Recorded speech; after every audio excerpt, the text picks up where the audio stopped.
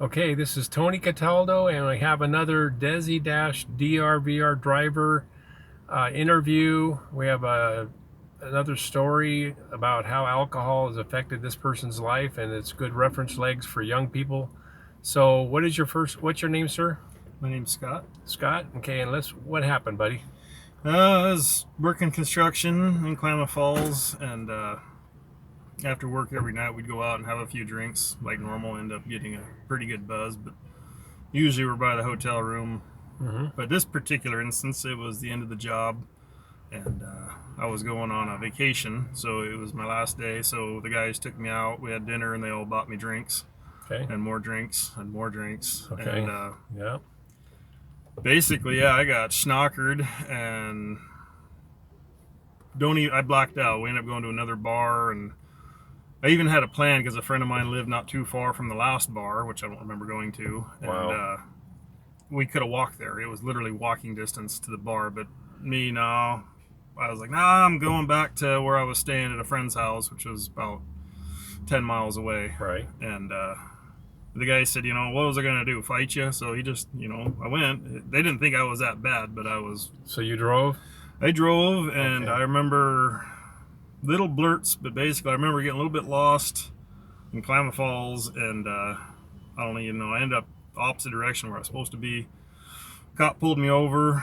I just left the road a little bit, so nothing bad happened as far as driving, but he pulled me over, gave me a sobriety test, and right. I failed miserably. And wow. I remember, what I do remember was waking up in the drunk tank. I was supposed to be at work at 7 a.m. I woke up at about 6, looked down and thought, what? I didn't even know what happened. I was completely oblivious to where I was, what was going on, and then wow. of course it all came to me, and I was very upset. And wow. I had to call a buddy because I didn't know where I was at the jail, so he came, got me from work, and then that was my drunkenness. And then what I guess I would have to say to young people to avoid wait. that. No, we're not there yet, buddy. Oh. So that's who, and that's what happened. And then when was this? This was about 3.5 years ago, 2015, I believe. Okay. And then where was this? In Klamath Falls. Okay. And what town are we in now? Medford, Oregon. Okay. So. Thank you. And right next to not too far from the California border. Mm-hmm. Yeah. And who, what, when, where was this? Why did it happen, my friend? Why did it happen? It's one of those things where you think you're responsible, you think you got control of it, but once you give in to not caring, I guess was my thing. It's a habit.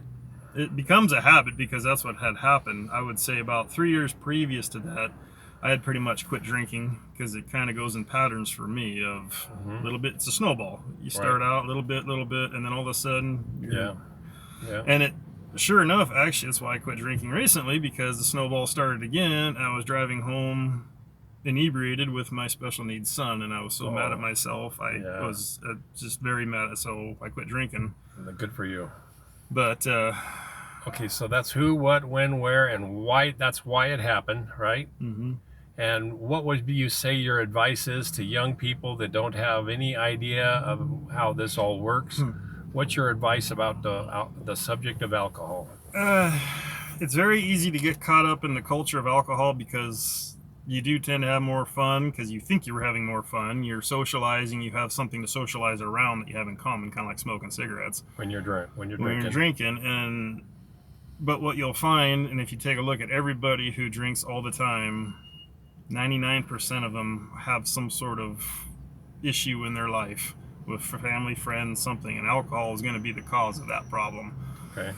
And so so that's the cause and effect. That's cause and effect. I would say for young people, what I'm learning, and if you can learn at a young age, is you don't need to be drunk or stoned or fucked up to have a good time. Sorry about the language, but you really can socialize, because that's what I'm making an effort now, is hanging out with my friends and being able to have a good time without being drunk.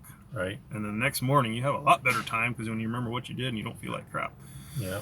But it's a tough one, though. Well, it's a line you got to walk, and it's something that we're just trying to give some young people some parameters of stories so that they may not want to go down that path. And it's not a good path. Yeah. So do you recommend kids drink, or you don't recommend? I don't recommend drinking. No, I mean, if you can get by in life without ever doing it, you're going to be better off. Well, you're going to dodge it. It's like, yeah, it's big time. I mean, there's those, if you've got good will control, self-control, and but even then, it's a snowball. It keeps. Well, when you're building. impaired, you think you have good control. That's the biggest thing, and that's what I found. Every time I thought I was doing okay, and I've heard the story, when I'm drinking, I drive better because I drive slower. Yeah. No. It's not true. Yeah. So, well, anytime anybody is videotaped when they've been drinking, they're not looking like they think they are looking. No. So there's something that's not quite right. But no, I found it's not good. I appreciate the story, buddy, and I hope that you have a great life, and hope you keep on learning, and keep on using those reference legs like everybody else, bud. So thank you so much. Well, thank you.